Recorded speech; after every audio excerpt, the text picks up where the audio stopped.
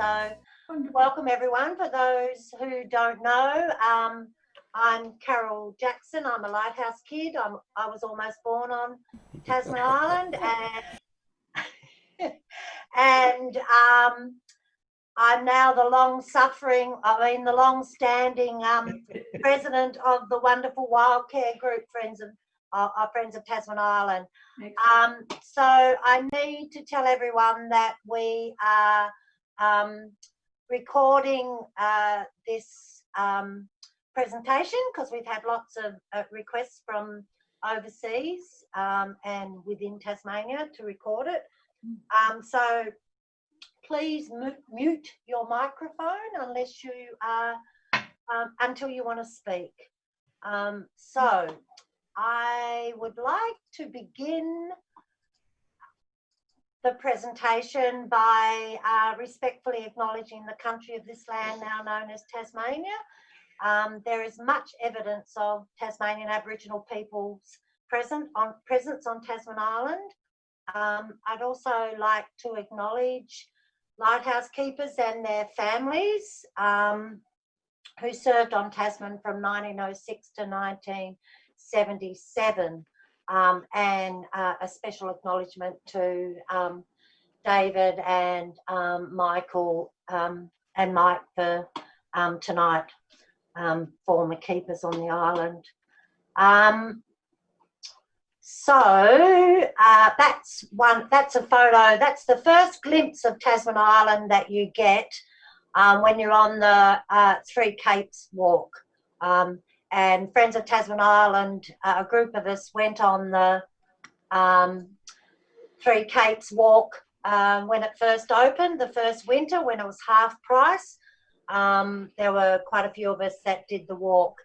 So that's another view from the Three Capes walk, looking across to Tasman Island, and from the Blade across to Tasman. And from the tip of the Blade, and you can see the landing down the bottom there.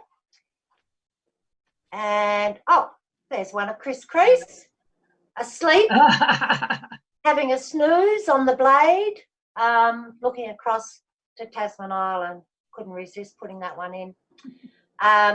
So this is looking down on Tasman Island. So we've got the oil store shed, the lighthouse, Quarters 3, David, Quarters 2, where I was almost born, and Quarters 1, the head keeper's quarters, down the track to the top of the haulage way, down the haulage way and the landing. This is a photo thanks to Fiona Rice, who prepared the booklet for the Three Capes walk. So there's the head keeper's quarters, down the track, not so quite as straight as that, down the haulage to the landing, and here's the zigzag track. So before the haulage and the landing was erected or built, people used to access the island via the zigzag track. And this is another photo we took on the Three Capes walk, showing the northeast part of the island where the zigzag northwest. Sorry, northwest. Thank you, whoever that was. From the sea, looking across to the zigzag track. So for those people who don't know, if the landing was out, there would be a flag up on the top of the haulage way, letting the mail boat know the landing was out to come around here to the zigzag track. There was originally a hand-operated crane down at the bottom where they loaded supplies when they were building the light station, but it was washed away a few years later, so they never replaced it. The remains of it are still down there, though. And since Friends of Tasman Island started visiting and working on the island, a trip down the zigzag is one of our walks. The first time our parks ranger wouldn't let us go past Trouty's Rock. Most of the track is covered in pigface, and we used to use our big yellow raincoats and slide down like a toboggan from top to bottom. It was great fun. Yeah, well, we used to do the same with bits of roofing iron. We only walked down once. Yes, as I said, this is coming back up from the bottom of the zigzag track. And as I said, it's a favourite walk that, favourite walk that we do every time we have a working bee. So there's no doubt before the track was used by lighthouse keepers and their families, it was very much walked by Aboriginal people, and Chris found this artefact on the zigzag track quite early, I think in 2008, Chris? Yeah, one of the early trips, yeah. Yeah, and we took a photograph, recorded the site, and let the Tasmanian Aboriginal Heritage Office know. So there's been no cultural assessment done of the island, but a lot of Aboriginal, there's a few evidence signs that Aboriginal people definitely visited the island. Okay, the landing. I know that everyone that ever visits Tasman Island, all the lighthouse keepers, their families, we've just heard tonight sharing stories of the landing. So it was, it was always such a memorable thing for me. My memory of the landing is going down there where the weather was really rough up on top of the island, having picnics down on the landing, and of course Mailboat Day. Now, Chris, run us through the drawings here. Well, what do you want to know? Right, well, what are they for those that don't know? Well, that just shows the construction of the landing and the bottom of the haulage way. These drawings actually show turntables at the bottom of the haulage way as well. I'm not sure if they were ever constructed. There's no evidence of them ever being there. But of course, that end of the landing was destroyed by a fire in the 60s too, wasn't it? So that evidence might have gone. So, Erica, tell us about this one. Well, this is an early photo around about 1910 of the landing, the boat shed, the haulage way, and the steam crane. The steam crane was actually purchased second-hand from the building site of the GPO in Hobart, which was also under construction in 1905. So it was second-hand when it arrived on the island. So you can see it there. It's got a range of 60 feet, I think it was.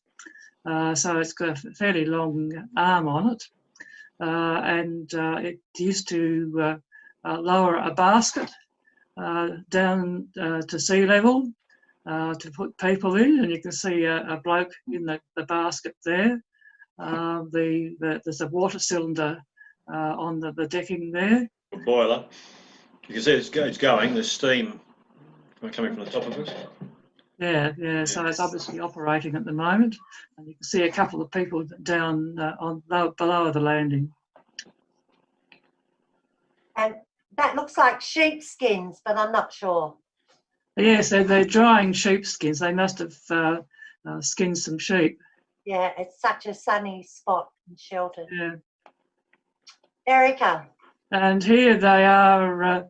Obviously, a resupply has arrived because there's a lot of stuff on the decking there. The sacks may be briquettes. The sacks. David, that'd be right, wouldn't it? David and Mike. Yeah, that's correct. Yep. 10 what was it? The boxes may be kerosene, because we have got evidence of that on the island. There are pieces of crate and old boxes that have got kerosene written on the outside. So David or Michael, how much did those fire briquettes weigh? About 100 weight, whatever that is in metric. It's got 10 tonne a year, I think it was, wasn't it? Yeah, something like that. And I could barely lift one off the deck when I first got out there, but after a month or two, I could walk around with one on my shoulder. And horrible orange ash. Yeah, you're not kidding. Yeah. You could see a trolley there, and that's actually on rails that go across the landing. And if the turntable had been there, they would have utilised the same trolley to just turned it round, and it would have gone up the haulage. But if the turntables weren't there, it meant that the keepers had to load the stuff on the trolley, wheel it across to the other side of the landing, and then move the stuff again to another trolley, which went up to the top. And then they'd have to move it again onto another trolley, which went across rails right across the other side of the island to the lighthouse. So And I think that happened until the, I'm not sure, the 50s or the 60s? When that, when this one's probably this one's 1927. 1927, I think this one is. Yeah, about 27, yeah. Yeah.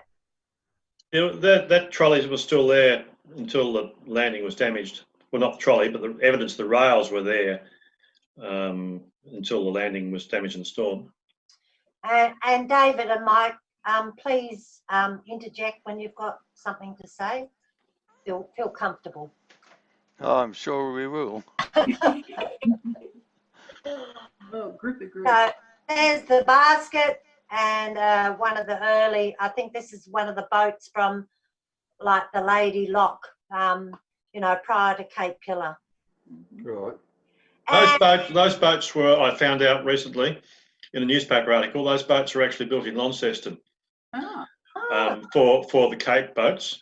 And when they replaced well, that's probably the Cape York in the background. When they replaced those, they actually transferred those workboats to the Cape Pillar and the Cape Don. Yes, because Erica and I were talking earlier today, and it looked like it had been specially made so the basket would fit into a part of the boat. Yeah. So everything used to come on the island by the Flying Fox and the basket. And there's some, I don't know which horse this was, but I think that was in Elaine's mother's era, the Johnston era, probably around about 1924, when Les Johnston was one of the keepers. Actually, I remember I saw the article about that, the workboat, was that it was about Mawson going to the Antarctic, and it mentions that he had a boat built for his expedition to the Antarctic, a small workboat, and that was identical to the ones recently built for the Lighthouse Service. well, there you go. Yeah. Now I know it's not a very good one, but there in the middle. So Mike or David, what are these guys doing here? There's the basket. Grippering. Grippering. Grip of grease. Grip of grease. Yeah. Which was a very, very black, sticky stuff. You had to wear your wet weather gear to put it on with, and then throw it away when you finished. There was some new stuff. I think they're probably up on the pulleys there, and they may be greasing the bearings of the pulleys. I'm not sure. There's no way you could do that nowadays. Well, this is in the days before you could even spell OH&S. Okay, now the next series of photos are about a major tragedy, the first major tragedy on the island. So I'm going to hand over to Chris. Oh, I've got to see this photo. So what do we got here? This must be the steam crane with I guess the island had a boat back then. Was there a boat on the island when you were there, Mike and David? No. No. Not on Tasman. The only place that I knew of was out on Swan Island. They had a boat there. These date from 1927, and these people are standing around the steam crane. Right, so this is appears to be a petrol or kerosene engine that was brought onto the island for the new crane to replace the steam crane. So they appear to have the engine set up and running there. This must be there's the old steam crane on the it's been already pulled down. collapsed. That was actually deliberately dismantled and put there so they could rebuild, so they could build a new one. Oh. Right. We've discovered a lot of documentation on it. This And one. there is, beg pardon? This one. These are the shear legs, aren't they, Chris? Yeah, they're the shear legs they've constructed to bring the new crane, materials for new crane up onto the island. Keep going, Chris. You're the commentator. Well, actually, it all starts in 1915 when Commander Brewis went out there? 1913. 13 to report on the lighthouse has been taken over by the Commonwealth, and it was reported in 1913 that the crane was dangerous. So that was 1913, and it was actually 1927 that they decided to replace it. Oh, that sounds right. Government thing. So they've dismantled the old steam crane, which Mike and David remember lying on the bank. Yeah. Yep. Oregon. Yes. Very nice, Oregon. And there they are assembling the new crane. They had 2 workmen, 2 riggers, and a foreman in the work party. And the interesting comment from reports that I've read is that the workmen were also required to stand a shift in the lighthouse tower. Oh, Oh, okay.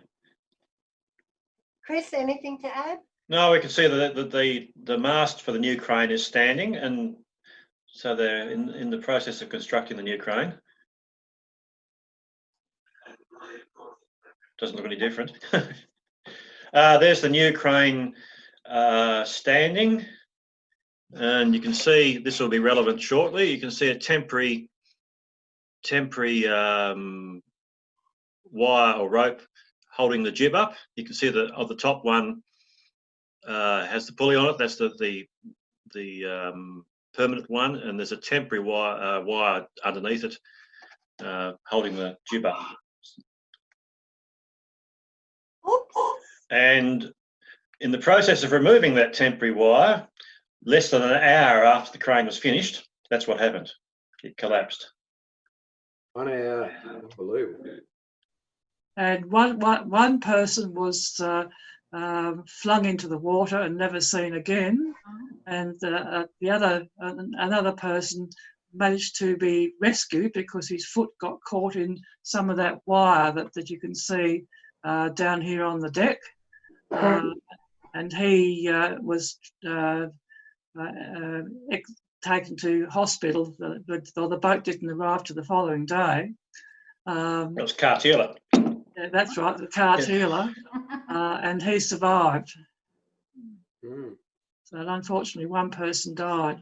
And what was the cause of the mishap? Was it? I heard it was the concrete. There was a long inquiry held in Melbourne, and lots of questions were asked, but no one really knew why it had collapsed. It's just that the comment from the foreman was that he was standing next to the crane and he heard these 4 distinct cracking sounds, and the crane fell over and almost brushed him as it collapsed onto the deck. All the documentation from the inquiry is available, and you can actually, and with these photos, you can actually follow the how it unfolded. Yeah. Yeah. Or folded up. Oh, Mike.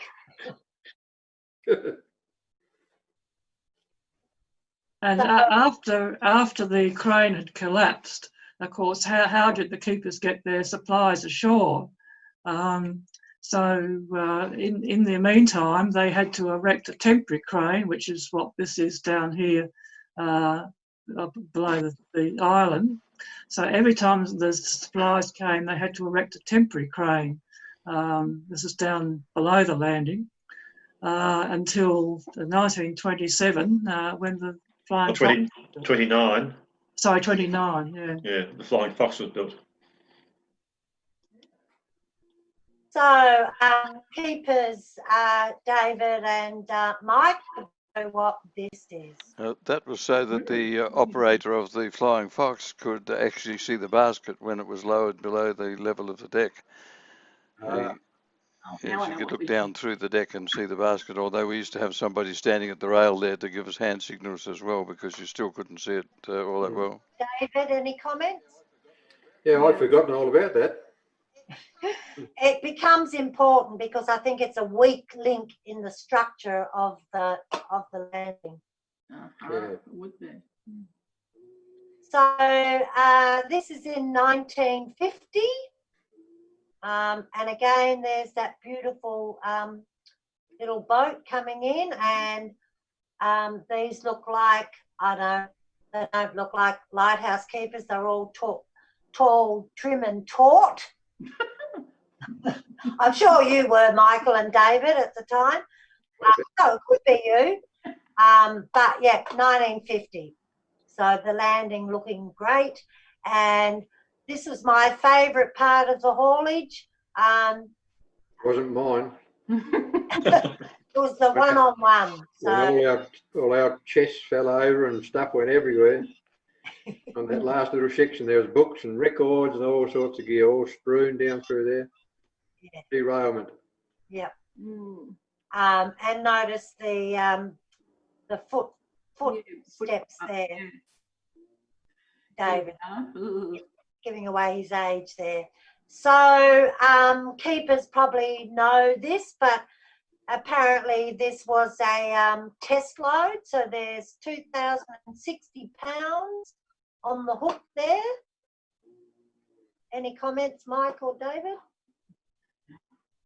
They have to be tested, I suppose, like most things, depending on what it is, whether it's a hydraulic hose or a wire or whatever, have to be tested at so many times what their working load would be, I'd imagine. It's a strange way of doing it, but I suppose it'd be fairly accurate. Yeah.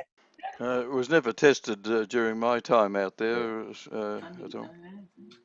Now, I think we found out who was in that basket. Erica, can you Oh, that's Margaret Mansfield. And, what was your son's names? I forget. Two of the Mansfield kids. They had 8 kids. Were they the ones on Cape Sorel? Yep. Right. One of the reasons why the houses were destroyed.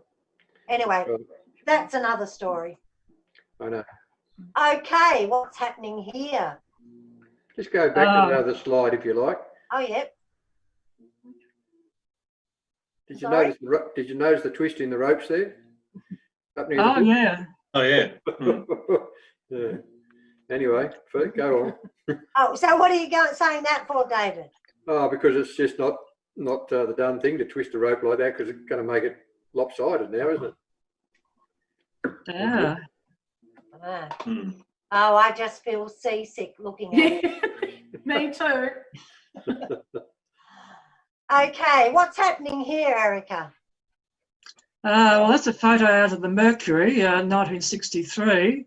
There were a heap of bags of briquettes left on the landing overnight, and somehow or other they self-combusted, or something happened to ignite a fire anyway, and they came down the next morning and half the landing had been burnt down.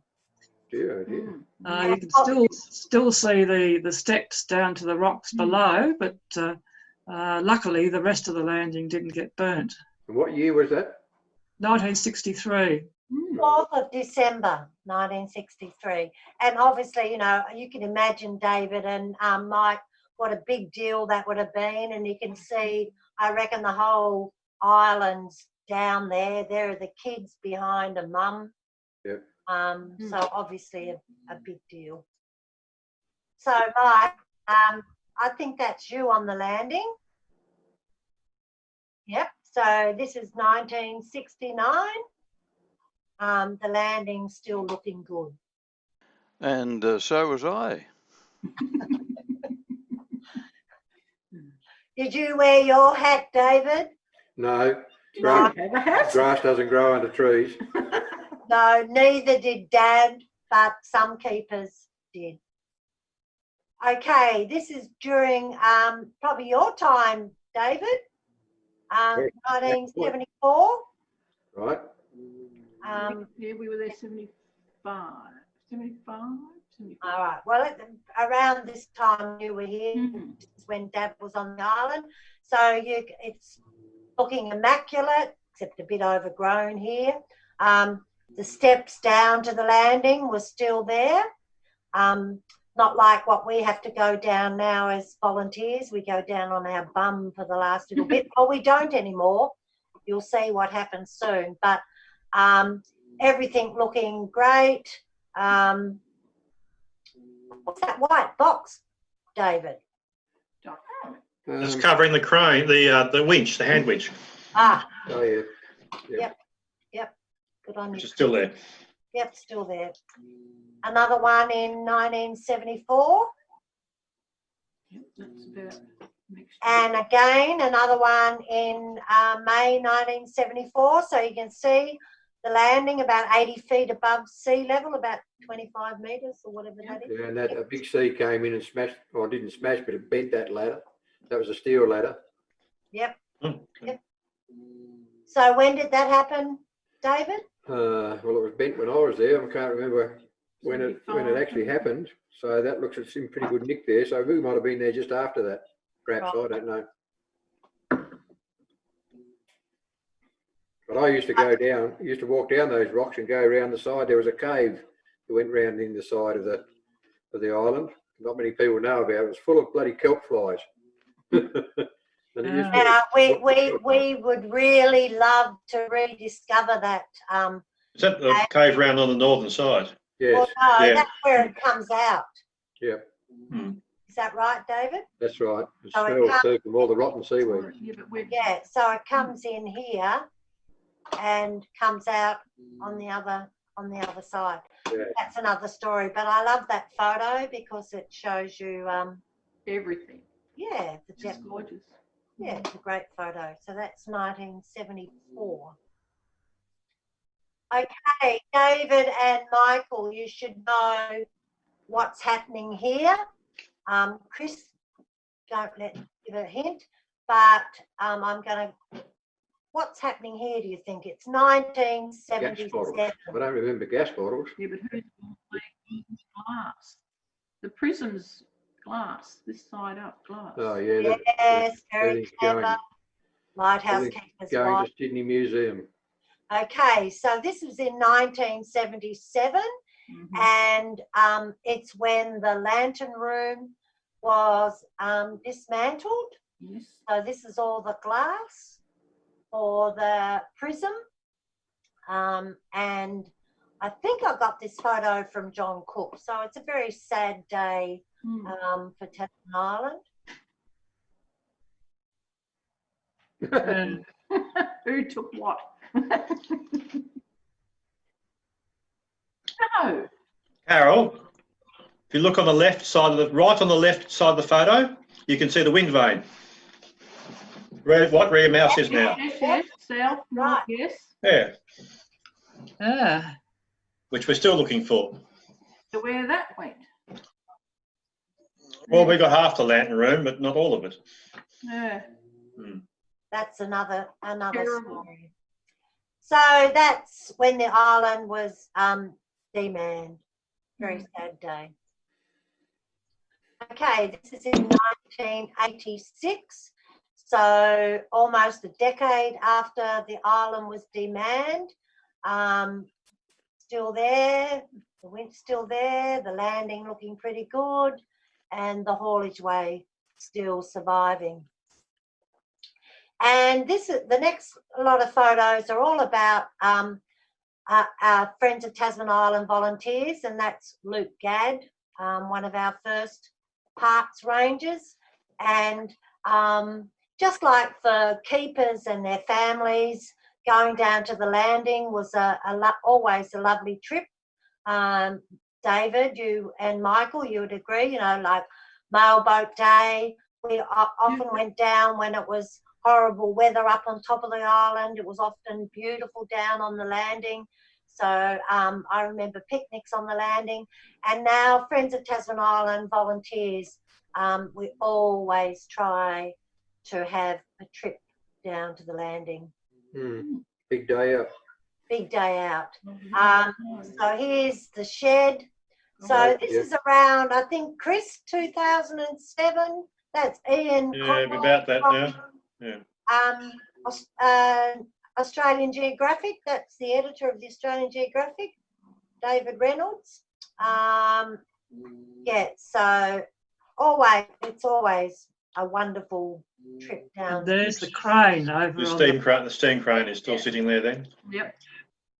It brings a real lump to my throat to see the buildings just flat on the ground like that. If we'd been a couple of years earlier, we would have been able to save those buildings because the bracing went in and they collapsed.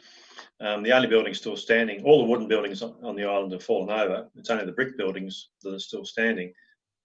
But they only fell down, I think, a few years before we were formed. Depressing. Well, my shed out the back of quarters 3, where I was building my little Hartley runabout plywood boat, woke up one morning, opened the curtains and all that, heard all this noise. It was the fibre sheets going over the top of the house, down over the edge of the cliff. So that shed got demolished. All was left was a boat and a few studs. Oh, that's funny. That was a massive storm, that one. We had a anemometer which you hold up to the wind to give you an idea of the wind speed, both on scale, and it went way past 70, I think 72 knots was the top scale, and went right up, the little ball stuck right at the top, so we put it out at 100 knots. So what's that in kilometres per hour, David? 100 knots or 200, over 200. And so, Chris, that's you there on the crane still there. I think that was in 2007. That's an early 2007. So, you know, we've always had really happy times, just like lighthouse keepers and their families. And attached to that, at the bottom of that steam crane, the steam engine and all the works were still attached to it. Where's that, Chris? Looking out of the Flying Fox shed. Oh, well, I should ask David or Michael that. Where's that? Yeah. What's that window? That's a beautiful photo. Yeah, it is a good photo. Mm. That's the window Oh, there. that one. There's just, you know, we've got a treasure chest of photos from all our working bees. Mm.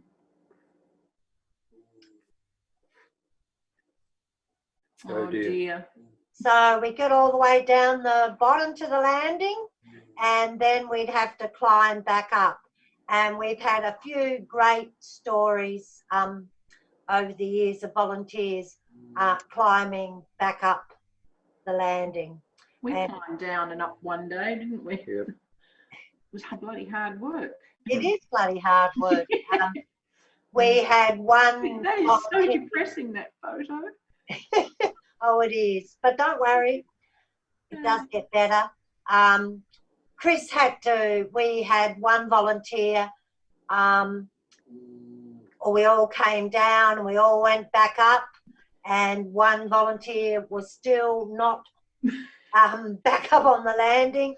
So we sent Chris back down the landing, and he had to accompany the person, Alan, and there's a great photo of him so happy when he got back up on the top of the landing. But David and Mike, I know that there used to be a competition about how long it took to run up the haulage way to the lighthouse.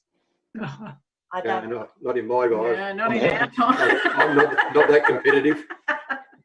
No, it didn't happen in my day either. You got to remember, like all that weed and grass and everything. That was one of your jobs. You had to trim all that back.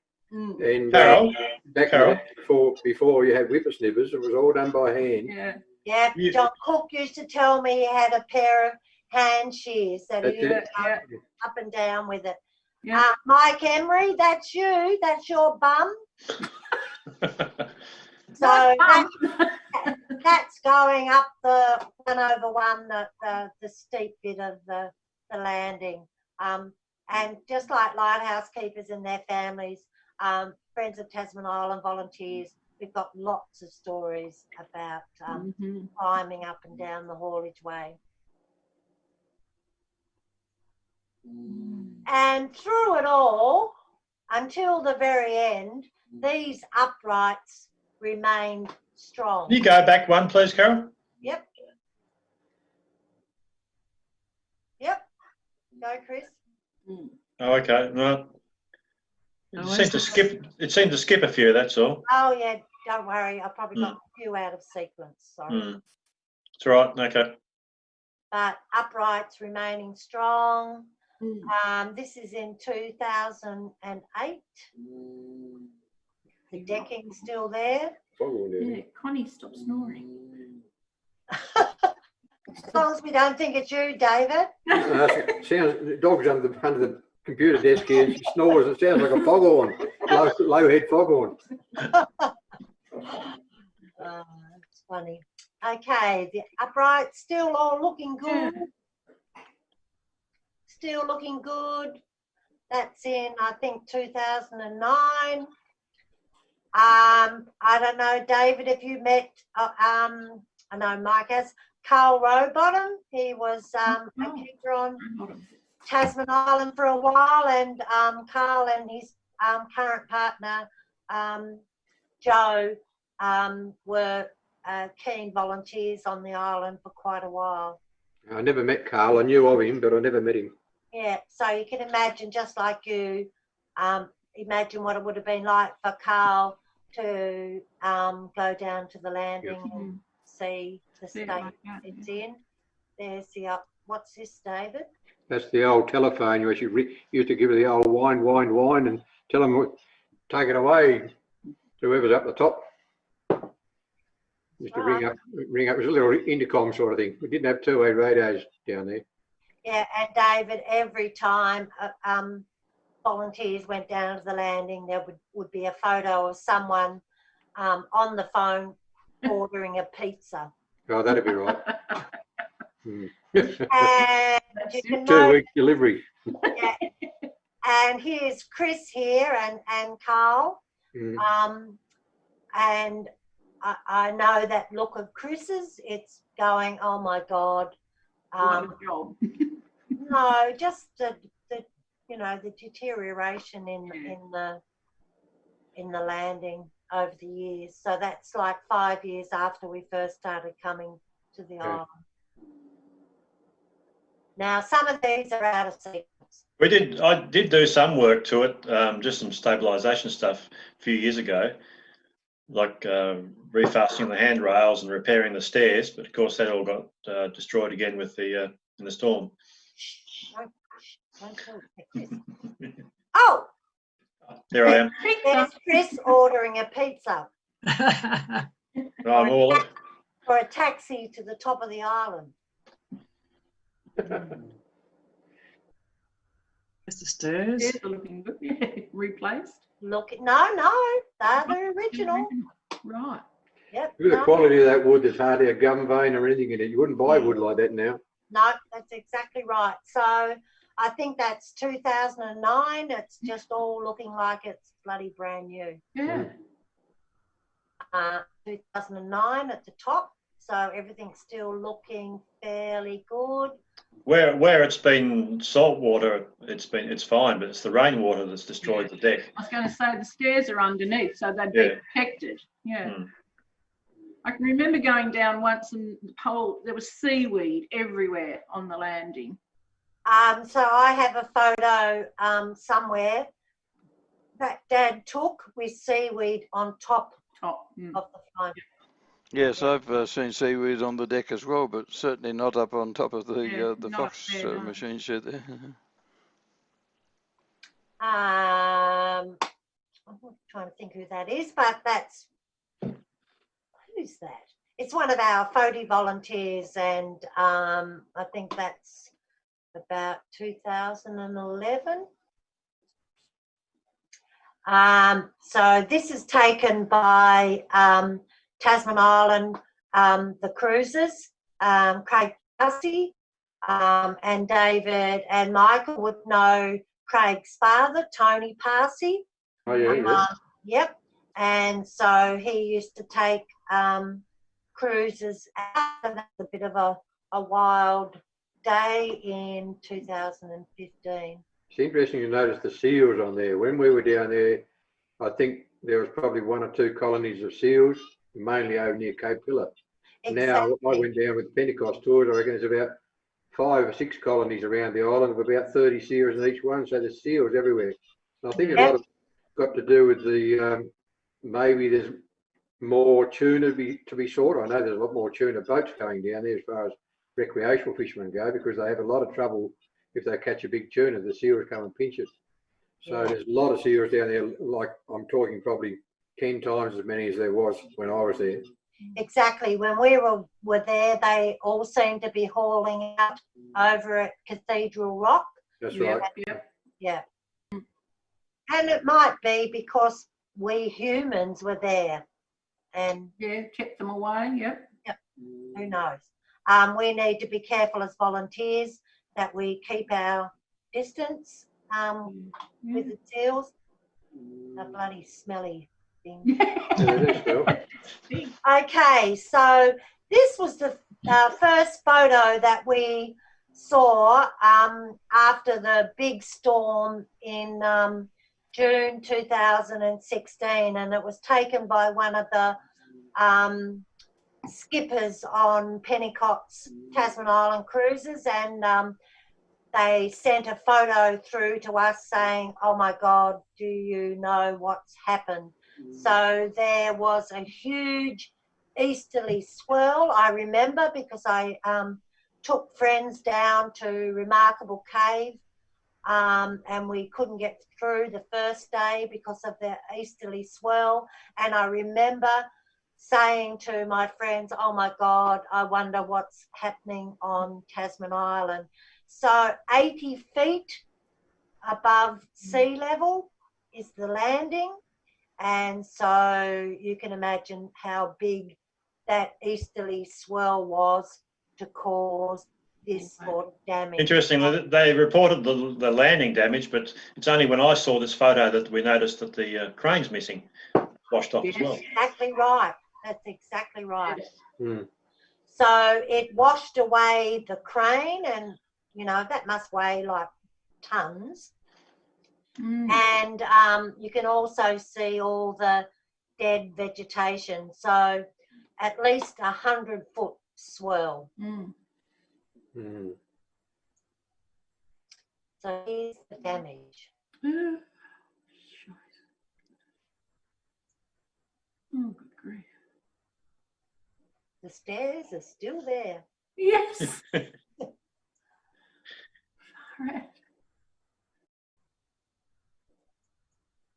Oh, sorry, it's a repeat.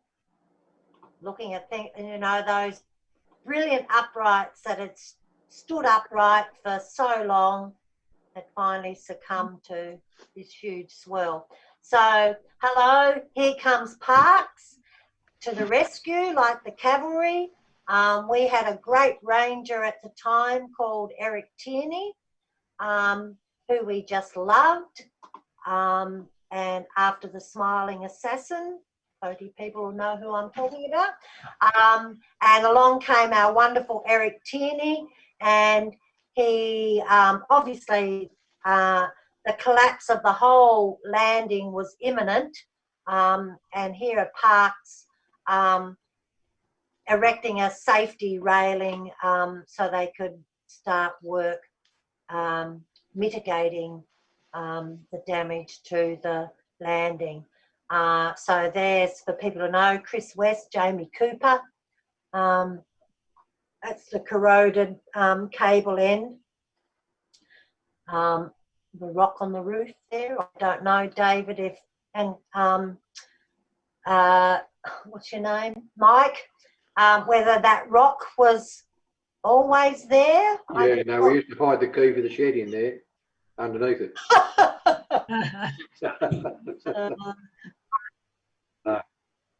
David, you remind me of Dad. Okay. Mark Monks, Chris West, Rowena, Parks people, oiling the engine block in the Wim shed, and we could have had heaps of photos just about this building, the Wim shed. It's great.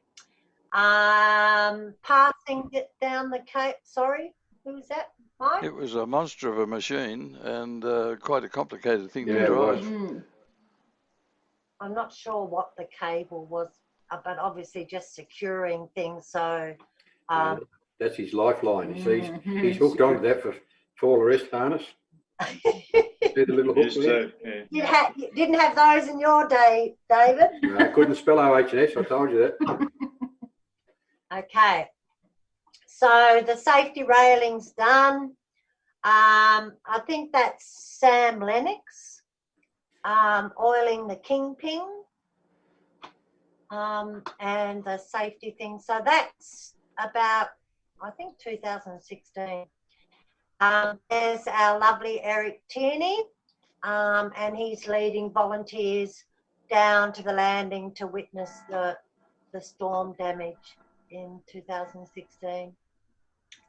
Now, Ian Ross, one of our core members, these are all Google Map photos from Google Map. This one is in the 9th of January 2016, so everything's looking good. Well, sort of. That's in 2017 after all the big storm. 2018, again in 2018.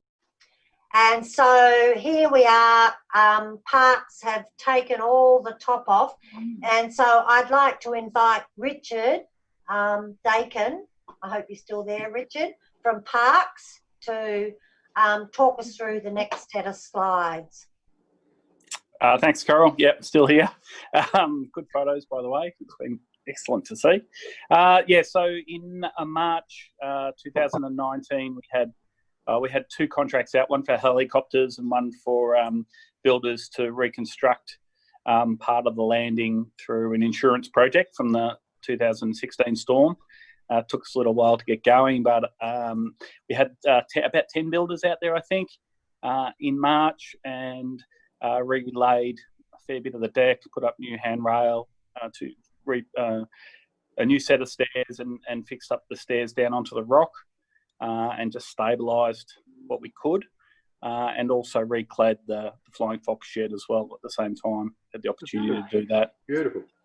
Yeah, it was an absolutely stunning photo. So you'll notice there that the Fox cable has gone, has dropped onto the sea.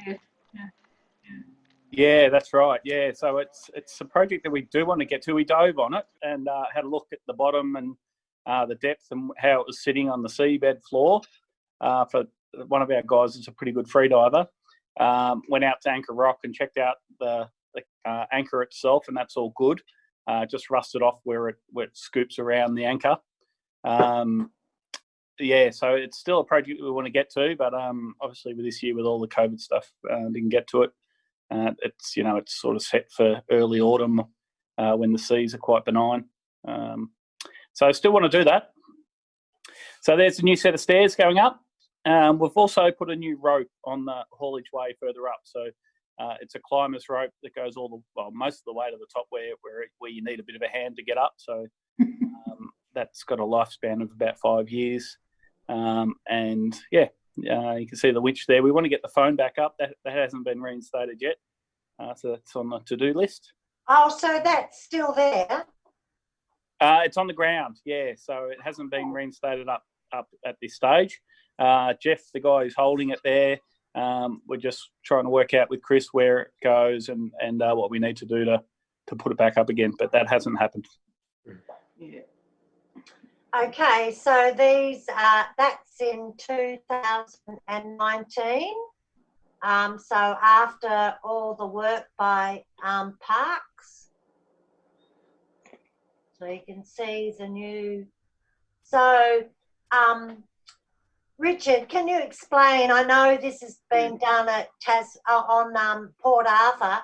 So, why you only rebuilt part of it? Yeah, to be honest, Carol, I wasn't involved. I started in Tasman in 2017. I wasn't part of the initial scoping for the redesign for it. An engineer called Tom Kelly redid the project, overseen by Tim Chappell, our main parks engineer. I guess my understanding, though, is that we wanted to replace part of it for, you know, its heritage looks and maintain what it looked like. And that part that we reinstated obviously takes up the rails for the up and down or the side to side, and also it's protected from anchor rock a little bit more from the easterly swell as well. So when it was broken up, that part of it, the decking survived a bit better than the rest. So if we had another, well, at some stage we'll have another massive east coast swell, then hopefully we won't sustain the same damage as the water can go through the rest of the structure. Yeah, and it's just I'm just so appreciative of what Parks have done. I just think it's fantastic. Yes, Yeah. It was a bloody fun project, Carol.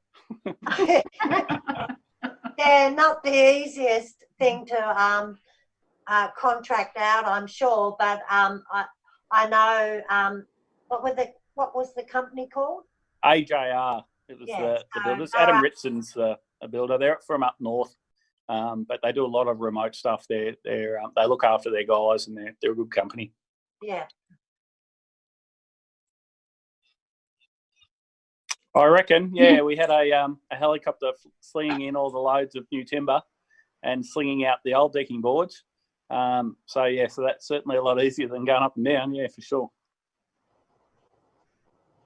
Is that you, Richard? Yeah, it is actually, yeah. What a beautiful photo. So, you know, I can understand after being at the, you know, visiting the Port Arthur site, why, you know, you reconstruct part of it so people can still appreciate what the landing was like. You know, on behalf of all lighthouse keepers and their families, I'd like to thank Parks for preserving this piece of history. Yeah. I'll pass it on to all involved, but yeah, thanks for the feedback. And I'm sure David and Michael would say the same. definitely. I thought it was gone forever. Yeah, me too. Thanks for doing that. Yeah, it's absolutely fantastic to see it at least partially the way it used to be, and the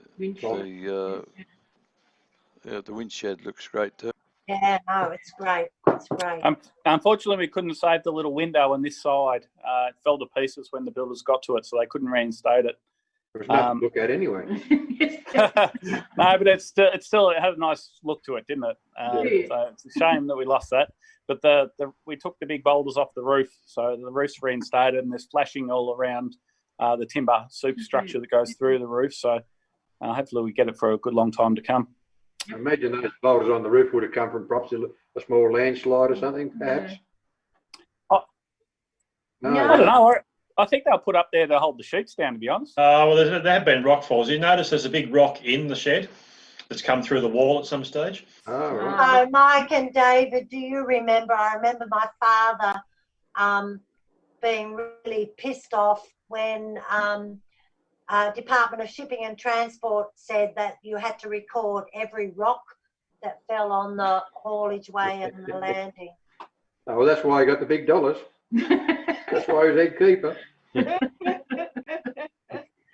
By the time we were out there in '69, I don't think anybody cared anything about anything. No, I don't think we worried about it.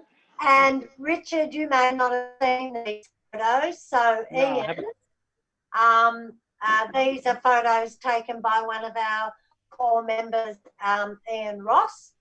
So, Ian, if you'd like to talk us through these photos. Can you hear me? Yes. Yeah, yes. You can, Do good. you? Okay, I just How are you? unmuted myself. Yes, this was an opportunity. We had a freebie through the Westpac Priority U program last year. We got a freebie Pennicott tour, and we'd put it off and thought we better do something about it as Easter was approaching, and we booked for the March 21st, and it turned out to be the last Pennicott tour. But the weather wasn't too bad. They said there was only about a 3-metre swell around Tasman Island. I just like to say that Ian got seasick. And I like to tell this story because I always got seasick. I was determined to get photos, though. I moved to the back of the boat and I just shot hundreds of photos, and 3/4 of them were blurry and no good. Anyway, so Carol, if you move, yes, so I did get some lovely close-ups just to show the work that's been done. So Parks, Richard, we're happy to share these with Parks. Oh, good one. Thank you. Yeah. Yeah, I haven't seen these. It's interesting. Yep. So this is really up to date, and that shows the entire sort of haulage just going straight up. Yeah. And the new work. We cut a lot of the veg off about a year ago, so it's a lot easier to get up and down the haulage now. Yep. It was getting pretty overgrown up the top with the shrubs. Yep. Yeah. Yes, I remember when it was manicured. Yes. Yep. Yeah. Okay. Next one. Yeah. Another close up. It'll be good to see the Flying Fox line sort of reinstated. The fellow that was the skipper on the Pennicott tour certainly knew a lot about it, and was saying they were keen to sort of see, very happy to see the reinstatement work done, because it's a great story that they tell their visitors or their customers during the tour. Yes, because it's always great when we first started coming onto the island for our working bees, and we try and time our trip down to the landing to coincide with Pennicott tours, and of course they'd be saying no one lives on the island anymore, and there'd be all us waving. So we like that. Yeah. Is that seal poo on the rocks there? That's paint on up there. Thanks. Yeah. No, he's No, it's talking the about birds that have moved in, I'm sure. Yeah. Sorry, that's birds. That's birds there. Birds, But there is someone's dropped a tin of paint off the landing at some stage because there's a heap of it underneath. And David and Mike, you'd know, Dad used to order 1 tin of paint for the island, 1 tin of paint for yourself, and 1 tin of paint for the Fisher boys.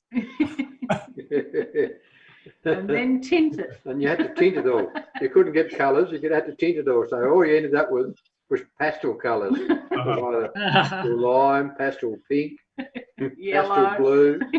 Disgusting. And then, of course, if you had easterly weather with the briquette stoves and all the rest of it, and you remember this, Mike, you get easterly weather and all the smoke would come back down the chimneys, and you wake up in the morning and there'd be smoke everywhere, and all the beautiful white gloss paint you had on the walls, whatever it was, that had turned yellow. So you'd have to paint the whole house again.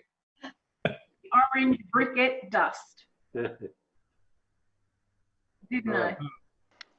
We spent a heck of a lot of our time sorting out double fleeced sheep and culling the old ones. Yeah. Yes. And I always used to throw twins. I don't know about that. I don't remember having lambs, actually. And they always used to throw twins and never got fly blown. Because they had so much wool on them. The best lamb on the Tasman Peninsula. I've got a photo, Carol, of your dad nutting some lambs. I'm going to have to get all my photos out. And oh, I'd love to see them. I just remember the days when we used to have to go and catch a sheep for Sunday lunch, and the whole, well, not really Sunday lunch, but like the day before, everyone on the island would be involved in trying to catch a sheep and kill it. Like his We cat. didn't do that.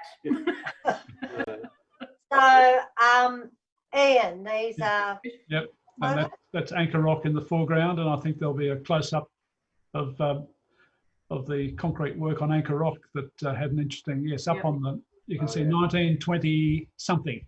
29, it says. 29, it looks like around. Because the same date is in the concrete foundation behind the Flying Fox shed as well. Yep. Reading that. Yeah. I think lighthouse keepers used to be good at, you know, Leaving the mark. Yeah, leaving their mark. There are heaps of things all over the island and within all the houses, you know, on the concrete floors, everywhere where, you know, lighthouse keepers have made their mark. Your father's name's there a few times. Yep. Well, that's actually a memorial to my drowned packet of cigarettes. I bet you was pissed off. So there's another great one of the reconstructed landing. Yeah, it looks great. Good. Yeah, it is. It's so. Now I took probably about a dozen photos as we slowly sort of drifted past here, and I've put 2 up on our Facebook page as a stereo pair that people who are good at sort of, you know, Crossing their eyes. cross-eyed, well then it all leaps out in 3D. It's quite magnificent. Yeah. Yeah. Oh, and that's it. Oh, Right. lovely. Back to the start. Yeah, very good. Thank you. Okay. Anyone want to say anything? Well, Sort of miss it. I'd like to say thanks very much for putting all that together, Carol. Yeah. First time I've ever had a Zoom. I didn't think I was going to be capable of doing it, but I did. And it's been absolutely fantastic. We must catch up somewhere. And I've got thousands of stories about your dad. I'd love it, David. I'd love it. Yeah. I'd like to thank you very much. It's been superb watching all the photos and finding out the history of the whole area. Thank you very much for putting this on. Thanks, Jenny. Been great. Thank you. Anyone else? Fantastic. Thank you. Yes, thank you, Carol, and thank you to everyone that contributed. That's certainly brought back some memories. Yeah, so you never sort of catch up. You sort of follow one another around all over the islands and never ever see it again. But I mean, what are we looking at? 1970 and 80. 75. 80, that's yeah. 40, 50 years later. Here we are with all this beautiful technology we've got to use. Thanks very much. Yeah. Thank you. What a shame we didn't have digital cameras in those days. Well, I did take a lot of photos. I had a fairly good camera, and so did Bob Eichen. Bob and Deidre took beautiful photos. We've Beautiful. got to put them across onto digital. You know, it's a pain in the butt now with all these clouds and God knows what else taking over. But great memories. Google and their photos, and you know, half the time you can't find anything. Anyone else? Okay, look, I just again would like to really thank Parks for doing this. It could quite have easily, the landing, which is really an integral part of the lighthouse station and Tasman Island's history, it could have all fallen into the sea and be wiped away forever. Right. So I don't know if you realise, Richard, just how precious the work that Parks did on saving this landing, how much it's appreciated. Thanks, Carol. Yep, no, appreciate that. It's such a magnificent spot, so yeah, I'm stoked that it happened as well. And look at the guano on the right hand side. The cormorants have really moved in there, haven't they? Yeah.